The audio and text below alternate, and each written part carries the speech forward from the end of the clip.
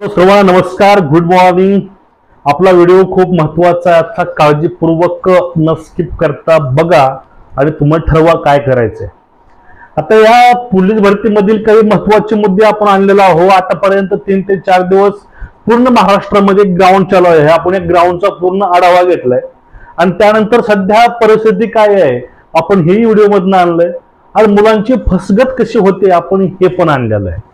मित्रांनो, प्रथमतः तुम्ही गोष्ट समजून घ्या, जीवन आहे तर सर्व आहे, जान तो जहान है।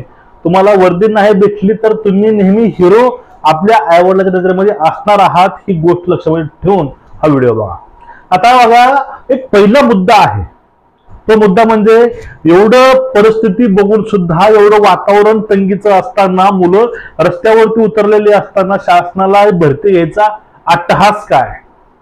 काही दिवसापूर्वी मला मुलं दोघा तिघांनी कमेंट केली होती की आम्ही कधी पण तयार आहे, आम्हाला काही फरक पडत नाही। त्याच मुलांनी आम्हाला काल कॉल केला आणि सांगितलं, सर माझे 12 ते 14 मार्क कमी आले, माझे मार्क एवढे यायचे, आता एवढे मार्क येतात। तुम्ही बोललात ते खरं होतं की ग्राउंड आता व्हायला नको आहे, आम्हाला एखाद्या वेळेस ऊन सहन होईल पण ही बेजारी सहन होणार नाही, ही मुलांच्या कमेंट्स आहेत मित्रांनो।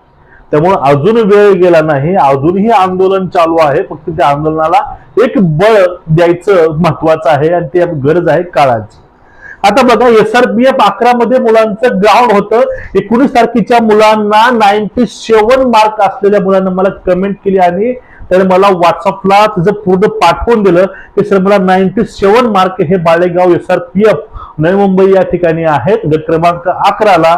आणि आता मला परत एक SMS आला, तो SMS आहे, तो SMS म्हणजे की 3 जुलैला तुमचं परत ग्राउंड होईल। त्यावेळेस मी त्यांना प्रश्न विचारला फोन करून, त्यावेळेस मला तिकडनं उत्तर असं आलं की त्या दिवशीचे चिप मध्ये काहीतरी घोळ झाला, त्यामुळे हे ग्राउंड परत। मग त्याला मी परत बोललो की मी त्यावेळेस त्याला सांगितलं ज्यांचा घोळ झाला तुम्ही त्यांचं ग्राउंड घ्या, आमचं का नुकसान करतं। त्यावेळेस ते बोलले सर्वांचं ग्राउंड परत हे जुलैमध्ये होईल आणि परत पाऊस, त्यामुळं हे 4-5 दिवसाचं ग्राउंड वगळून त्यांनी ग्राउंड हे जुलैमध्ये ठेवलं।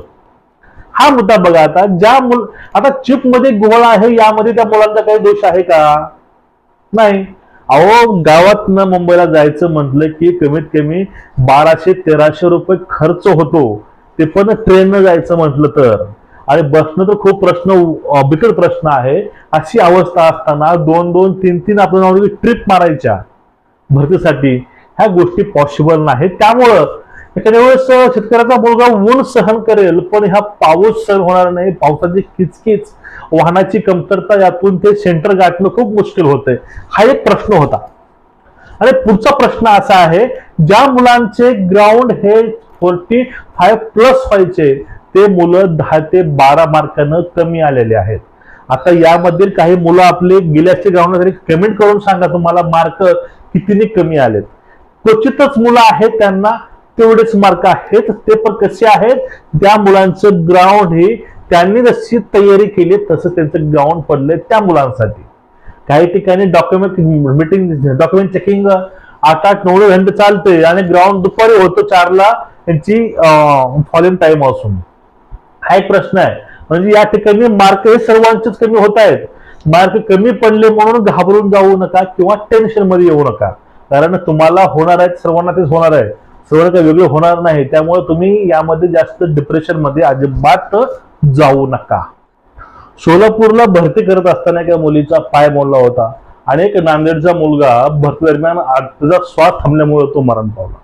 मग मित्रांनो, आयुष्य ही पुन्हा नाही, तुम्ही आयुष्यामध्ये कुठलीही पोस्ट काढू शकाल, तुम्ही काही करू शकाल, पण तुमचा जर सराव नसेल त्यावेळेस तुम्ही रिस्क घेऊ नका।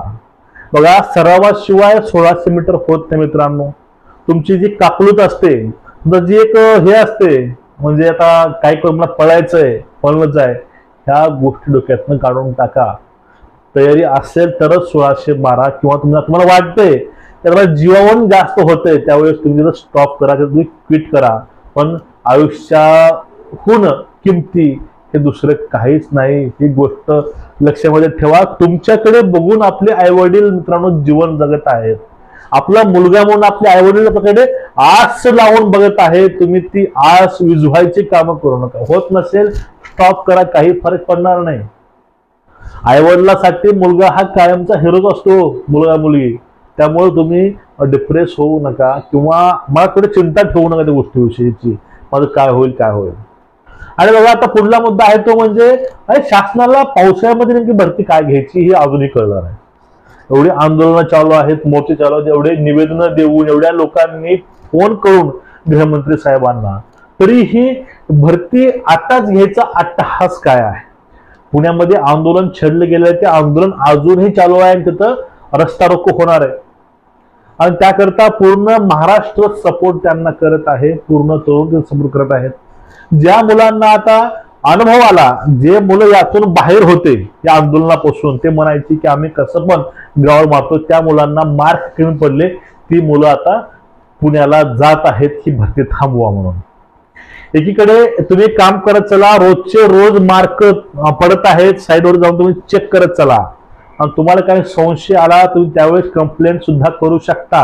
आता पाठीमागे एक घोळ असा झाला होता, तो घोळ असा होता की 7 मिनिटांमध्ये मुलांना 20 मार्क होते आणि 5 मिनिटात मुलांना 16 मार्क होते. म्हणजे हा एक विषय होता. त्यामध्ये तो विद्यार्थी माजी सैनिक आहे की फ्रेशर आहे ह्या गोष्टी त्यामध्ये स्पष्ट व्हायला पाहिजेत. आणि हा जो घोळ आहे तो घोळ डिपार्टमेंटने केलेला आहे की या ठिकाणी एक कुठलं आरक्षण जे आहे त्यातून त्या मुलांनी फॉर्म भरला आहे, हे अद्याप स्पष्ट न झाल्यामुळं मुलामध्ये एक संभ्रम तयार झाला की 60 मिनिटांमध्ये रनिंग करून त्यांना आउट ऑफ मार्क जाणे, मला 5 मध्ये कंप्लीट करून आम्हाला 18 मार्क आहेत. ह्या पण समस्या मुलांच्या डोक्यामध्ये डोकावत आहेत. त्यामुळं डिपार्टमेंटनं ह्याही गोष्टी क्लिअर केल्या पाहिजे. आणि तुम्हाला काही वाटलं यामध्ये मार्कामध्ये कमी जास्त म्हणा, तुम्ही कंप्लेंट ही करू शकता. तो आपला अधिकार आहे, तुम्ही तो अधिकाराचा वापर नक्कीच करू शकता. आता फक्त ग्राउंडच्या बघा, पावसामुळे ग्राउंडच्या तारखा वाढवत आहेत, ते तुम्हाला तारखा ह्या बदलून मिळत आहे. त्यामुळं कंटिन्यू तुम्ही आपलं साईट चेक करत चला, नवीन अपडेट चेक करत चला, आपल्याला फॉलो करून ठेवा, सबस्क्राईब करून ठेवा. आणि ज्याला टेलिग्राम ग्रुप आहे जाऊन तुम्ही त्यावरती लॉग इन व्हा, कारण आपण त्यावरती प्रत्येक जी काही महत्वाच्या गोष्टी आहेत टाकत असतो.